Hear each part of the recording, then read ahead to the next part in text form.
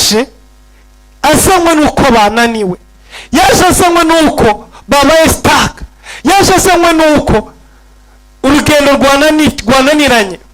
Reka nkubwire ngo muri misiyo Imana yaguhaye, mu masezerano Yesu yaguhaye, mu rugendo Imana yakubwiye, aho ngaho unaniriwe, aho ngaho utagishobora gukomeza urugendo, Yesu arakureba.